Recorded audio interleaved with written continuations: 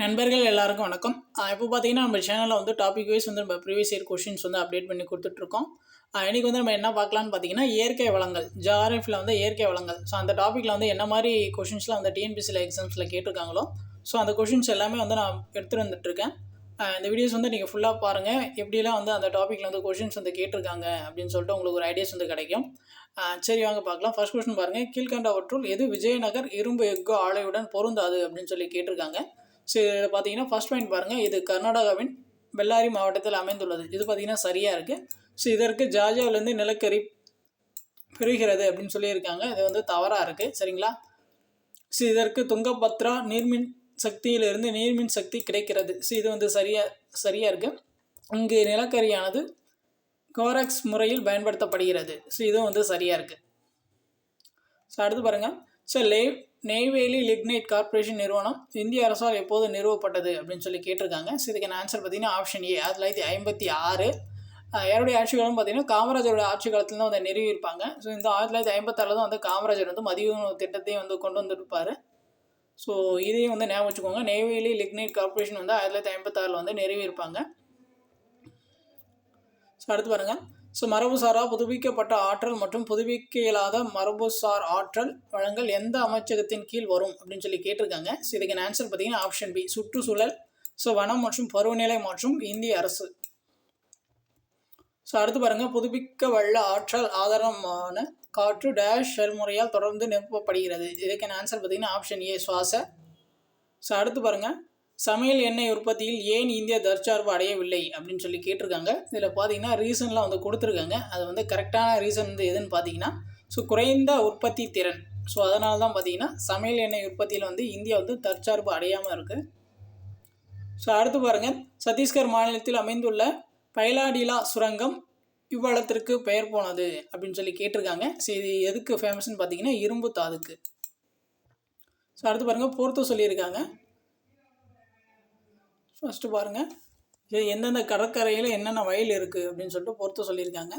பாசின் எண்ணெய் வயல் பார்த்தீங்கன்னா மேற்கு கடற்கரையில் இருக்குது. திக்பாய் எண்ணெய் வயல் பார்த்தீங்கன்னா ஸோ பிரம்மபுத்திரா பள்ளத்தாக்கில் இருக்குது. அங்கலேஸ்வர் எண்ணெய் வயல் பார்த்தீங்கன்னா குஜராத் கடற்கரையில் இருக்குது. ராவா எண்ணெய் வயல் பார்த்தீங்கன்னா கிழக்கு கடற்கரையில் இருக்குது. அடுத்த விஷயம் பாருங்கள், கீழ்கண்ட ஒற்றில் எது மரபு சாரா எரிசக்தி ஆகும். ஸோ இதுக்கான ஆன்சர் பார்த்தீங்கன்னா ஆப்ஷன் பி, சூரிய சக்தி. அடுத்து பாருங்கள், ஸோ நிலைநிறுத்தும் அபிவிருத்தி என்னும் வார்த்தை துல்லியமாக குறிப்பது வந்து எது அப்படின்னு சொல்லி கேட்டிருக்காங்க. இதுக்கான ஆன்சர் பார்த்தீங்கன்னா ஆப்ஷன் ஏ, இயற்கை சொத்துக்கள் முடிவரக்கூடியது. அடுத்த விஷயம் பாருங்கள், கீழ்காணும் கருவிகளில் எது காற்றின் துகளூறு மாசுக்களை நீக்க மின்சக்தி நிலையங்கள், சிமெண்ட் தொழிற்சாலைகள், காகித தொழிற்சாலைகள் ஆகியவற்றில் பயன்படுத்தப்படுகிறது அப்படின்னு கேட்டிருக்காங்க. இதுக்கான ஆன்சர் பார்த்தீங்கன்னா ஆப்ஷன் ஏ, நிலைமின் வீழ் படிவாக்கி. அடுத்த விஷயம் பாருங்கள், எந்த வகை இரும்பு தாது இரும்பு ஆக்சைடு என அழைக்கப்படுகிறது. இதுக்கான ஆன்சர் பார்த்தீங்கன்னா ஆப்ஷன் ஏ, ஏமடைட். அடுத்து பாருங்கள், ஸோ இந்தியாவில் தாமிரப்படிவு அதிகமுள்ள மாநிலம் வந்து எதுன்னு கேட்டிருக்காங்க. இதுக்கான ஆன்சர் பார்த்தீங்கன்னா ஆப்ஷன் ஏ, ராஜஸ்தான்.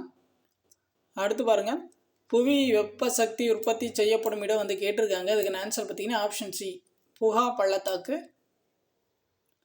அடுத்து பாருங்கள், ஹேமடைட் வகை இரும்பு தாதுகளில் உள்ள சுத்தமான இரும்பின் சதவீதம் வந்து என்னன்னு கேட்டிருக்காங்க. இதுக்கான ஆன்சர் பார்த்தீங்கன்னா ஆப்ஷன் ஏ, 60 முதல் 70%. ஸோ அடுத்து பாருங்கள், பொறுத்துக்க சொல்லியிருக்காங்க. ஸோ நீர்மின் நிலையங்கள் அதோடைய மாநிலங்கள் வந்து பொறுத்த சொல்லியிருக்காங்க. ஃபஸ்ட்டு பாருங்கள், பாலிமேளா. ஸோ பாலிமேளா பார்த்தீங்கன்னா ஒடிஷா, கிர்னா பார்த்தீங்கன்னா மகாராஷ்டிரம், அக்ரிமோடா பார்த்தீங்கன்னா குஜராத்து, கோபாலி பார்த்தீங்கன்னா அஸ்ஸாம். அடுத்து பாருங்கள், ஸோ இந்தியாவின் மிகப்பெரிய காற்றாலை தமிழ்நாட்டில் டேஷ் மாவட்டத்தில் அமைந்துள்ளதுன்னு பார்த்தீங்கன்னா ஆப்ஷன் ஏ, கன்னியாகுமரி முப்பந்தல். அடுத்து பாருங்கள், இந்தியாவில் உலகின் மிகப்பெரிய சூரியமின் சக்தி நிலையம் அமைந்துள்ள மாநிலம் வந்து கேட்குறாங்க. இதுக்கான ஆன்சர் பார்த்தீங்கன்னா ஆப்ஷன் டி. ஸோ இந்தியாவில் வந்து உலகின் மிகப்பெரிய சூரியமின் சக்தி நிலையம் எந்த மாநிலத்தில் இருக்குன்னு பார்த்தீங்கன்னா தமிழ்நாடு மாநிலத்தில் தான் இருக்குது. ஸோ அடுத்து பாருங்கள், இந்தியாவில் அதிக தரம் வாய்ந்த கருமையான மைக்கா எந்த மாநிலத்தில் இருந்து கிடைக்கிறது அப்படின்னு சொல்லி கேட்டிருக்காங்க. இதுக்கான ஆன்சர் பார்த்தீங்கன்னா ஆப்ஷன் சி, பீகார். ஸோ அடுத்து பாருங்கள், பகல்பூர் அனல்மின் நிலையம் அமைந்துள்ள மாநிலம் எதுன்னு கேட்குறாங்க. அதுக்கான ஆன்சர் பார்த்தீங்கன்னா ஆப்ஷன் டி, பீகார்.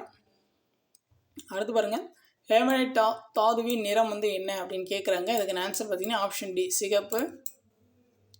ஸோ அடுத்து பாருங்கள், மத்திய பிரதேசத்தின் பன்னா மாவட்டத்தில் எந்த கனிமத்திற்கு பெயர் பெற்றது அப்படின்னு சொல்லி கேட்குறாங்க. மத்திய பிரதேசத்தில் இருக்க அந்த பன்னா மாவட்டம் வந்து எந்த கனிமத்திற்கு பெயர் பெற்றது, புகழ் பெற்றதுன்னு கேட்குறாங்க. அதுக்கு ஆன்சர் பார்த்தீங்கன்னா ஆப்ஷன் ஏ வைரம். பன்னா வைர சுரங்கம் எங்கே இருக்குன்னு கேட்டாங்கன்னா மத்திய பிரதேசம். ஸோ அடுத்து பாருங்கள், கீழ்கண்ட இந்திய மாநிலங்களில் வெள்ளி உற்பத்தியில் முதல் இடம் பிடிக்கும் மாநிலம் எது அப்படின்னு சொல்லி கேட்குறாங்க. இதுக்கு ஆன்சர் பார்த்தீங்கன்னா ஆப்ஷன் ஏ ஆந்திர பிரதேசம். அடுத்து பாருங்கள், பின்வரும் ஒரு மாநிலம் சோட்டா நாக்பூர் தொழிற்சாலை பகுதியின் கீழ் வராதது அப்படின்னு சொல்லி கொடுத்துருக்காங்க. அதுக்கு ஆன்சர் பார்த்தீங்கன்னா ஆப்ஷன் டி சத்தீஸ்கர். அடுத்து பாருங்கள், கிராமங்கள் மற்றும் நகரங்களின் வணிகம் சாராத ஆற்றல் வளம் டேஷ் இல்லை அப்படின்னு சொல்லி கேட்டிருக்காங்க. அதுக்கு ஆன்சர் பார்த்தீங்கன்னா ஆப்ஷன் சி நீராற்றல். அடுத்து பாருங்கள், இமயமலை பகுதிகளில் கனிம வளங்கள் ஏன் குறைவாக உள்ளன? இதுக்கு ஆன்சர் பார்த்தீங்கன்னா ஆப்ஷன் ஏ பாறை அடுக்குகளின் இடப்பெயர்ச்சி பாறைகளின் அமைப்பை சீர்குலைத்து அதை சிக்கலாக்கியுள்ளது. அடுத்து பாருங்கள், இந்தியாவில் இயற்கையாக அதிக அளவில் கிடைக்கும் வணிகம் சார்ந்த எரிபொருள் டேஷ் ஆகும். இதுக்கு ஆன்சர் பார்த்தீங்கன்னா ஆப்ஷன் ஏ நிலக்கரி. அடுத்து பாருங்கள், கீழ்கண்ட கூற்றை ஆராய்க. பர்சன் வேலி எதனை சார்ந்தது அப்படின்னு சொல்லி கேட்டிருக்காங்க. அது பார்த்தீங்கன்னா எதனுடன் தொடர்புடையதுன்னு பார்த்தீங்கன்னா சூரிய சக்தி மின்சாரம் பர்சன் வேலி. ஸோ அடுத்து பாருங்கள், பின்வரும் எவ்விடம் ஓதம் அல்லது கடல் அலை சக்தி உற்பத்தி செய்ய பொருத்தமற்ற ஒன்று அப்படின்னு சொல்லி கேட்டிருக்காங்க. இதுக்கு ஆன்சர் பார்த்தீங்கன்னா ஆப்ஷன் சி மன்னர் வளைகுடா. அடுத்து பாருங்கள், பாபுதான் மலைகளில் சுரங்கத்திற்கு பிரபலமான பின்வரும் தாது எது அப்படின்னு சொல்லி கேட்டிருக்காங்க. அதுக்கு ஆன்சர் பார்த்தீங்கன்னா ஆப்ஷன் சி இரும்பு. அடுத்து பாருங்கள், வணிக ரீதியாக முக்கியத்துவம் வாய்ந்ததால் இதனை கருப்பு தங்கம் என அழைக்கின்றனர். ஸோ எதுன்னு கேட்டிருக்காங்க. கருப்பு தங்கம் வந்து பெட்ரோலியம். அடுத்த விஷயம் பாருங்கள், எந்த தனிமத்தை மற்ற தனிமங்களுடன் சேர்த்து வயிற்றுப்போக்கு சிகிச்சைக்கு மருந்தாக பயன்படுத்துகின்றன? ஸோ இதுக்கு ஆன்சர் பார்த்தீங்கன்னா ஆப்ஷன் ஏ பிஸ்மத். அடுத்து பாருங்கள், மரபு சார்ந்த எரிசக்தி வளத்திற்கு ஒரு உதாரணம் வந்து எது கேட்குறாங்க. அதுக்கு ஆன்சர் பார்த்தீங்கன்னா ஆப்ஷன் டி நிலக்கரி ஆற்றல். அடுத்து பாருங்கள், சோட்டா நாக்பூர் பீடபூமி இந்தியாவின் தொழில்துறை இதயம் என்று அழைக்கப்படுகிறது, ஏனெனில் அது. ஸோ இது வந்து கரெக்டாக நோட் பண்ணிக்கோங்க. இந்தியாவின் தொழில்துறையின் இதயம் வந்து எதை சொல்கிறாங்க அப்படின்னு கேட்கலாம். சோட்டா நாக்பூர். ஸோ ஏன் அப்படி சொல்கிறாங்க அப்படின்னு சொல்லி கேட்குறாங்க. ஏன்னா பார்த்தீங்கன்னா கனிம வளங்கள் மற்றும் ஆற்றல் எரிபொருட்கள் அங்கே வந்து நிறைய காணப்படும். ஸோ அடுத்து பாருங்கள், வேளாண்மை அடிப்படையாக கொண்ட தொழிற்சாலை எது அப்படின்னு கேட்குறாங்க. அதுக்கு ஆன்சர் பார்த்தீங்கன்னா ஆப்ஷன் ஏ சர்க்கரை தொழிற்சாலை. அடுத்து பாருங்கள், எண்ணெய் இயற்கை வாயு நிலக்கரி முதலியன டேஷ் உதாரணம் ஆகும். ஸோ எதுக்கான உதாரணம் பார்த்தீங்கன்னா படிம எரிபொருள். ஸோ அடுத்து பாருங்கள், இந்திய மாநிலங்களேயே தமிழ்நாடு மிகப்பெரிய திறன் டேஷில் கொண்டுள்ளது. ஸோ இதுக்கான ஆன்சர் பார்த்தீங்கன்னா ஆப்ஷன் சி புதுப்பிக்கத்தக்க ஆற்றல். அடுத்து பாருங்கள், கீழே கொடுக்கப்பட்டுள்ளனவற்றுள் தரமிக்க நிலக்கரி என அறியப்படுவது வந்து எது அப்படின்னு சொல்லி கேட்குறாங்க. ஸோ இதுக்கான ஆன்சர் பார்த்தீங்கன்னா ஆப்ஷன் சி அனல்மிகு நிலக்கரி. ஸோ அவ்வளோதான் வந்து இந்த டாப்பிக்கில் வந்து ஸோ என்ன மாதிரி கொஷின்ஸ்லாம் அதை கேட்டிருக்காங்க அப்படின்னு சொல்லிட்டு எல்லா கொஷினும் வந்து நான் கொடுத்துட்டேன். ஸோ உங்களுக்கு வேறு ஏதாச்சும் டவுட் இருந்துச்சுன்னா நீங்கள் வந்து கமெண்ட்ஸ் பண்ணுங்கள். வீடியோ எப்படி இருந்துச்சுன்னு சொல்லிட்டு அதுவும் கமெண்ட்ஸ் பண்ணுங்கள். ஸோ நம்மளுடைய சேனல் சப்ஸ்கிரைப் பண்ணுவாங்க, சப்ஸ்கிரைப் பண்ணி ஃபாலோ பண்ணிக்கோங்க. தேங்க்யூ.